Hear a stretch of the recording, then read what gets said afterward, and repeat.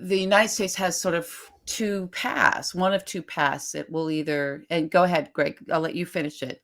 We're either going to be hungry or. And again, let's before we even go further, let's say this is not what we want to have happen. We're just thinking about, we're just talking out the possibilities here. Talking about, obviously what we want to have happen is to get rid of these fucking people, change everything for the better, and all be, together again. But absent that, if this, if 6 months from now, if there's jackboots in the streets and people are, and we can't do the show because we're in El Salvador, God. We have to, and the Wi-Fi sucks there, frankly. It's even worse than here in my house. So if it gets to that point, it's not fait accompli. There's no, there are actions. Like Bryn said, and again, Bryn wrote a book called American Fascism that came out, I don't know, 22, I think, kind of outlining all of this stuff. The first time that I heard about Project 2025, it was from her. And I heard about it before many, many people heard about it, right? So, but I heard about it from her and all this stuff that they were planning and doing. And she said, if it gets to that point with the, with the fascism where that's what's happening. The destruction of the institutions. Where it's completely broken down. It's either going to be Hungary or it's going to be Yugoslavia, meaning it's going to be a slow roll into totalitarianism, because these things don't happen overnight. It's not going to be an overnight thing. It's, if it works, it's going to be a process, right? Where it's a little bit here, a little bit there. First, Jeff Bezos and Zuckerberg and these guys capitulate, then the legacy media, and then they do the things with the courts. There's a playbook which they're trying pretty expressly to work out right now. That's what they're working on right now. If it gets to that point, it's either going to be float into Hungary, or some of the states are going to be like, fuck it, we're out, and that's what she meant by Yugoslavia, where it's just a balkanization. Balkanization, right?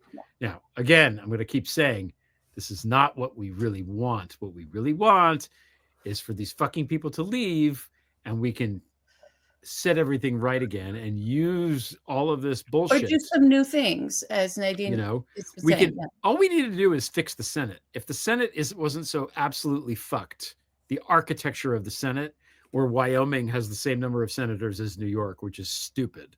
And you ask a second grader about it, and they'll be like, that's dumb, because it's stupid, right?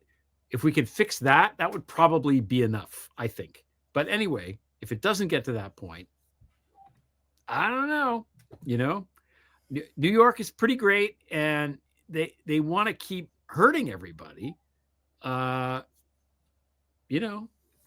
Like you said, we'll just fucking leave. I mean, we don't have to stay. It's not a covenant wedding. It's not a covenant marriage, right? We all are opposed to that. So it was never determined by the Supreme Court whether or not it was legal under the Constitution for a state to leave. So I don't know. I don't know if it is. I don't know. Oh, we've got somebody in the comments. I feel bad talking about this because poor Nadine is in Florida and is like, what the fuck are you guys talking about? No, we'll bring you to New York. So we've got somebody saying in the comments that secession is on the ballot in California in 2028. There was this big push, and it was a Russian active measure. It was out of the Kremlin back in 2016 in that election to have this, remember, Cal exit. There was Brexit, and it was like, let's have Cal exit. And, of course. Just because he married a Russian woman and moved to Moscow doesn't mean he's a Russian asset. Come on. Of course, Putin wants Alaska. So, yes. Is it the desire of our adversaries and once massive enemies for us to just break apart, and we shouldn't give them that? And and also it's their desire to have us tear each other apart, which we've done.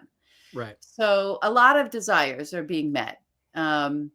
It's okay if it's also one of my desires to get the fuck away from these people. I just like get out.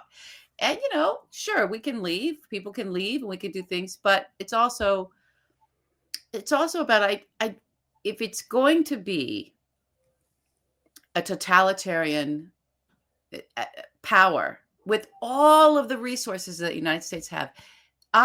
Throwing sand in the gears at that point, Nadine, for me is like the best thing we can do for humanity, for the planet, and for one another is to take some of the strength away from that.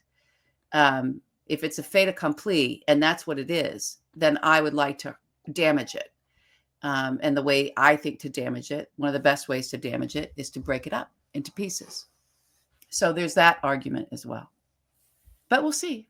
Anyway, that was our thought experiment. We thought we'd share it with you guys.